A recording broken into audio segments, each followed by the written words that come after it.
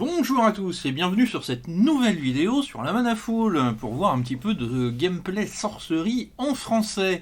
N'hésitez pas à vous abonner à la chaîne ou à me lâcher un petit j'aime sur la vidéo ou à laisser un commentaire, c'est très important pour vous faire connaître le jeu et aider au référencement de la vidéo. Aujourd'hui, qu'est-ce qu'on va voir? Donc on a notre deuxième épisode spécialisé sur les mots-clés.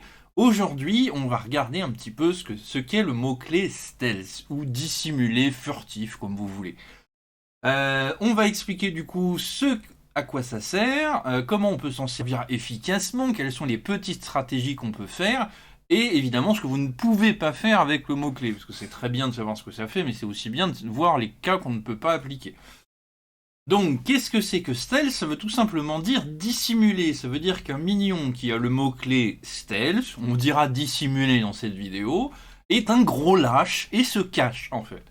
Tout simplement, ça se lit, le minion ne peut pas être attaqué par un minion adverse, et il ne peut pas être ciblé par un sort adverse, et il ne peut pas être bloqué, tant qu'il a cet état stealth. Par contre, à partir du moment où il réalisera une action, ou qu'il fera une attaque ou qu'il subira des dégâts, il perdra définitivement le côté stealth. Effectivement, en termes de RP, on peut dire un minion qui est caché, donc il a une cape d'invisibilité de Harry Potter. Une fois qu'il a mis un coup de dague, bon ben on l'a vu, on sait qu'il est là. Une fois qu'il est blessé, il est plein de sang, donc on le voit. Et une fois qu'il a fait une action, donc on sait qu'il est là aussi, hein, même principe que l'attaque. Donc comment ça va se dérouler concrètement? Ce minion donc sur le champ de bataille, en face l'adversaire a une Amazon Warrior qui n'a pas d'effet, on va rester sur un niveau assez simple encore une fois. Mon minion qui a toujours la capacité stealth, s'il se décide de se déplacer ici, l'adversaire ne peut rien faire. Tout simplement, il peut rien faire, il ne le voit pas encore. Si je décide de venir me déplacer et d'attaquer, je suis toujours en état stealth à ce moment-là. Donc l'adversaire ne peut pas, avec l'Amazon Warrior par exemple, venir bloquer. Effectivement, il ne me voit pas tant que je n'ai pas infligé des dégâts. Une fois que j'aurai infligé des dégâts, donc après l'attaque, à ce moment-là, on pourra avoir des interactions. Mais avant, ça n'est pas possible. Donc même chose, si je choisis d'attaquer avec mon minion stealth un autre minion, par exemple je veux attaquer le Wild Boar qui n'a aucun effet, je choisis de l'attaquer, l'Amazon adverse ne peut pas intervenir pour venir bloquer. Effectivement, les deux minions vont bien s'affronter, mon minion même s'il est stealth, il va subir les dégâts de la contre-attaque, mais un minion adverse ne peut pas intervenir sur ce combat-là, ça n'est pas possible. Le minion va donc devoir se battre en 1 contre 1 à l'ancienne. Voilà pour les attaques, on va passer maintenant aux interceptions. Alors, si j'ai un minion qui est stealth et je me déplace sur une case sans attaquer, donc pour rappel, si vous avez vu la vidéo sur l'attaque, sur les blocs ou les interceptions, ce que je vous encourage à aller voir, vous verrez quand on se déplace sur une case adverse sans attaquer, l'adversaire ne peut pas bloquer, il ne peut que faire une interception. C'est-à-dire qu'il doit avoir un minion qui est déjà présent sur cette case. Dans ce cas-là, on a un minion adverse qui est présent sur la case, mais mon minion étant stealth, il ne peut pas être bloqué, il ne peut pas être intercepté. Donc le minion adverse, même s'il est sur la bonne case, il ne le voit pas passer tout simplement. Le mien est toujours fufu, donc il passe à côté sans qu'il ne puisse rien dire. Toujours dans ce que vous pouvez faire, donc par exemple, moi je possède le sort Blink en main, Blink qui dit que je peux téléporter un allié à une location qui est nearby, donc proche du caster, ici ce sera mon avatar, et pioche une carte si on s'en fout. Le côté stealth ne vous empêche pas de caster des propres sorts dessus, vous avez tout à fait le droit de caster vos propres sorts sur un minion qui est stealth, donc par exemple je peux dire je caste Blink sur mon Dead of Night Demon et je vais choisir de le TP ici. Le minion est tout à fait ciblable, il n'a pas subi de dégâts, donc il va toujours conserver son état de stealth. Ça peut être très intéressant. Dans le cas par exemple où j'ai un minion qui est loin en territoire adverse et que je sens qu'il va se finir par se faire cartonner, et qu'il n'a pas perdu le stealth, à ce moment-là, je peux choisir par exemple de le blinker pour le rapatrier. Ici, en sécurité, il ne perd pas son état de stealth, il va pouvoir à nouveau faire des vilaineries. Toujours sur les sorts, on va voir maintenant ce qu'on ne peut pas faire. Effectivement, l'ennemi ne peut pas le cibler. Donc toutes les cartes qui font référence au mot-clé target, donc ciblé, ne pourront pas cibler le minion qui a stealth. Par exemple, l'adversaire souhaite caster la carte Bury. Bury qui dit Burrow target minion or artifact if able. Ce qui veut dire tout simplement enterrer un minion ou un artefact si possible. Eh bien, vous voyez, il y a le mot-clé target. Je ne peux pas, enfin l'adversaire ne peut pas target mon Dead of Night Demon parce qu'il est stealth. Attention, si mon minion vient à perdre stealth, par exemple, j'ai attaqué le Wild Boar et j'ai survécu, à partir du moment où on a perdu le stealth, le mot-clé en fait disparaît de la case de texte, l'adversaire a tout à fait le droit de caster ce qu'il a envie dessus. Par contre, le mot-clé stealth dit qu'il ne peut pas être ciblé, cependant il prendra toujours les dégâts. Imaginez encore une fois la scène de Harry Potter, vous avez le Dead of Night Demon qui a sa petite cape d'invisibilité, on ne le voit pas, mais physiquement il est toujours là, il existe en fait. Donc si par exemple l'adversaire choisit de faire un Rolling Boulder, par exemple, qui est une relique, donc un équipement, qui dit que l'unité ici peut s'engager, tu lances le rocher en fait, et il roule aussi loin que possible en faisant 4 dommages à toutes les unités sur son passage. Imaginez la scène d'Indiana Jones, le rocher qui roule et qui écrase tout. Bon bah votre unité elle a beau être invisible, bah elle est là quand même. Donc par exemple le Geomancer qui est équipé du Rolling Boulder voudrait l'activer, donc il va s'engager. Le Rolling Boulder il va rouler jusqu'ici et il va faire 4 dégâts sur tout ce qui est sur son passage. Donc le Wild Boar va mourir, le Dead of Night Demon qui était là va mourir, et le Spark Mage, qui était ici aussi, va prendre 4 dégâts.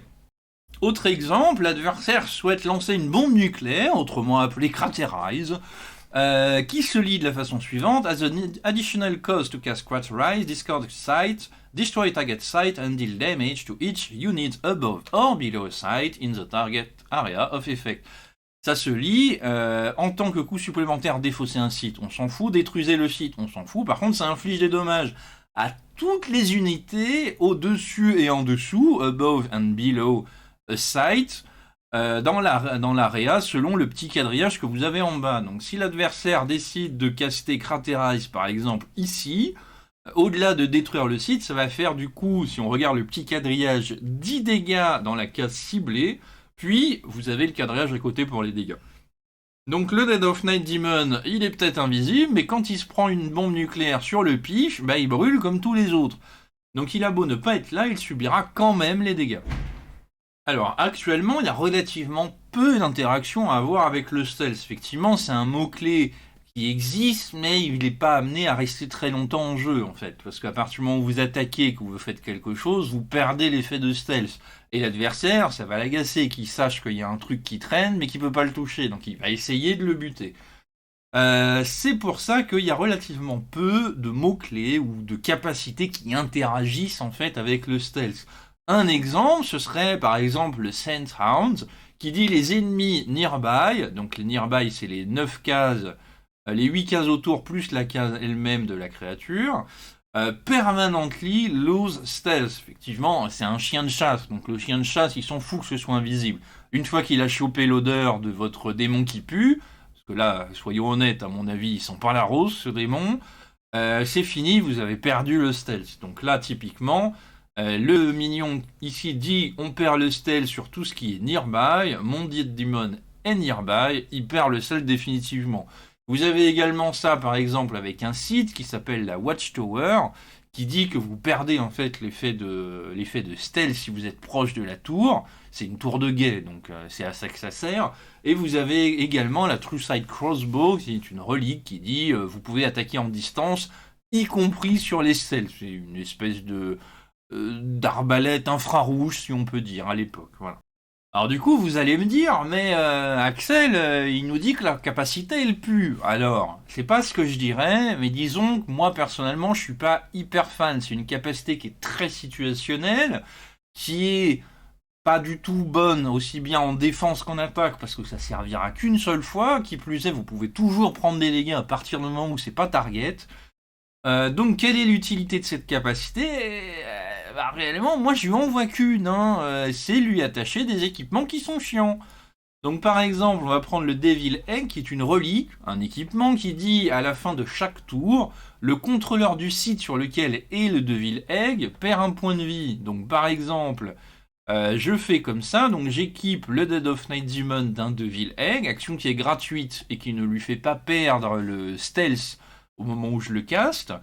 Je peux très bien envoyer mon Dead of Night Demon ici, alors évidemment vous faites une case par une case, et du coup le contrôleur du site c'est mon adversaire, où repose le Devil Egg perd un point de vie par tour, donc son tour plus le mien, tant que l'équipement reste ici en fait, tant que le Dead of Night Demon est planqué, l'adversaire va perdre des points de vie, et ça l'amènera aux portes de la mort s'il fait rien. Autre exemple qu'on peut avoir, ce serait avec le Doomsday Device. C'est une grosse bombinette. Voilà, si vous lisez bien, elle va mettre 6 tours à s'activer. Donc 6 tours, 3 tours adverses, 3 de mes tours. Et au bout des 6 tours, elle va péter là où elle est en fait. Donc 20 dégâts. Voilà, c'est l'objet, le sort qui fait le plus de dégâts du jeu.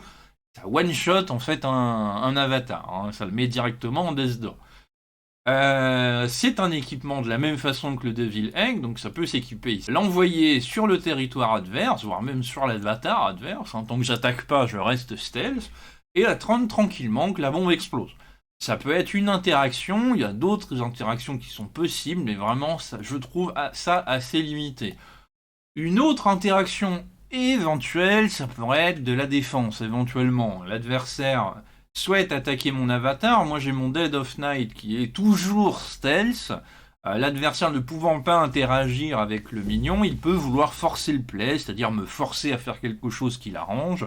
Par exemple, en attaquant mon avatar à 5 avec la Warrior, ce qui est donc un quart de ma vie, je peux choisir de venir bloquer avec le Dead of Night qui a le stealth. Effectivement, le stealth, vous ne pouvez pas le bloquer, mais lui a tout à fait le droit de bloquer.